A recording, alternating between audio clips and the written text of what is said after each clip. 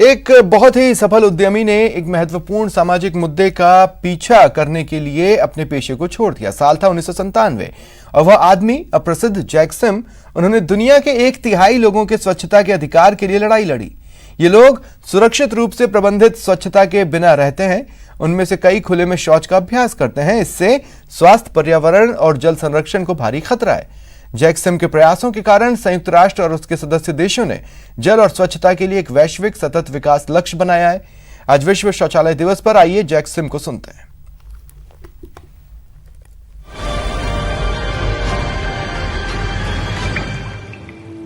Yeah, when I first started the World Toilet Organization in 2001, it was not even spoken in the media.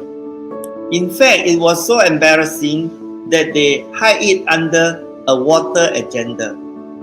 But when you call sanitation by another name, water, all attention went to water. And sanitation gets drowned underwater. But if you do not talk about something, you can never improve. In the last 20 years, our founding day, 19th of November, has been enshrined by the United Nations General Assembly. All 193 countries agreed that this should be called the World Toilet Day, 19th of November. Why? Because prevention is cheaper than cure. We don't have enough money to employ doctors, nurses, pay for medicine, build hospital.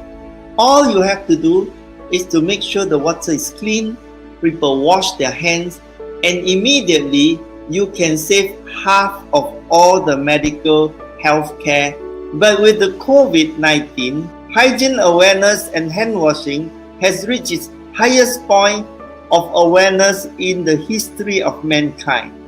Everybody is so afraid and so clear that without washing their hands, they are going to put themselves in danger.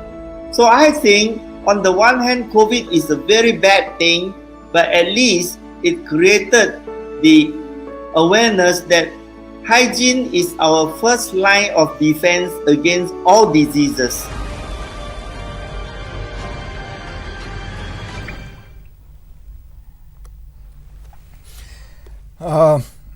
Bharat के लगातार विरोध के बावजूद पाकिस्तान सरकार ने गिलगित बाल्टिस्तान में गैर कानूनी तरीके से चुनाव कराए।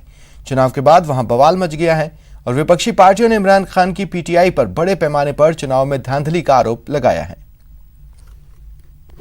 गिलगित बाल्टिस्तान चुनाव में बवाल, इमरान सरकार पर धांधली का आरोप। चुनाव का भारत ने किया था विरोध।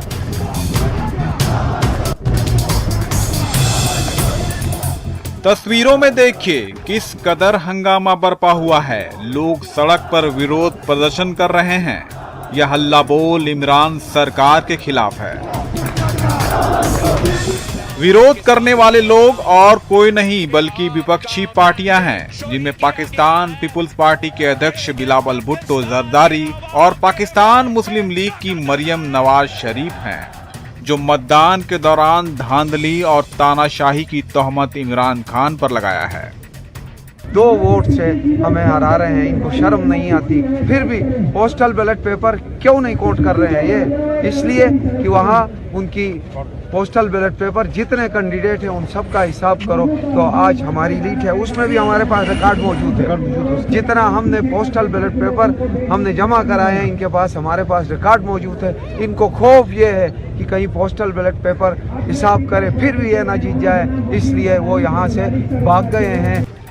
विधानसभा चुनाव के लिए 15 नवंबर को वोटिंग की गई थी। यहाँ के लोगों का भी मानना है कि चुनाव पारदर्शी नहीं हुए बल्कि महज दिखावे के लिए चुनाव कराया गया। गिलगित बल्तिस्तान के इलेक्शन में धांधली हुई, यानी 3 हलके ऐसे हैं जहां से बॉक्सेस जो थे, पोलिंग बॉक्सेस वोट वाले, वो ही चोरी कर लिए गए। और बिलावल भुट्टो और मरियम नवाज जो हैं, 2 बड़े लीडर पाकिस्तान के, उन्होंने इन इंतखाबात के नतायज को तस्लीम करने से यकसर इनकार कर दिया है। गिलगित बाल्टिस्तान में बसे लोग भी पाकिस्तान सरकार की नीतियों का समय समय पर विरोध करते रहे हैं। जबरदस्ती चुनाव करवाकर इमरान सरकार इसे अपने कब्जे में करना चाहती है। इधर भारत ने शुरू से ही गिलगिट बाल्टिस्तान में होने वाले चुनाव को लेकर कड़ा विरोध दर्ज कराता रहा है। भारत का कहना है कि रणनीतिक रूप से यह इलाका भारत के केंद्र शासित प्रदेश जम्मू कश्मीर का हिस्सा है, जिस पर पाकिस्तान ने जबरन कब्जा किया हुआ है। Bureau report, news 18 network. और रुकते हैं ब्रेक के लिए।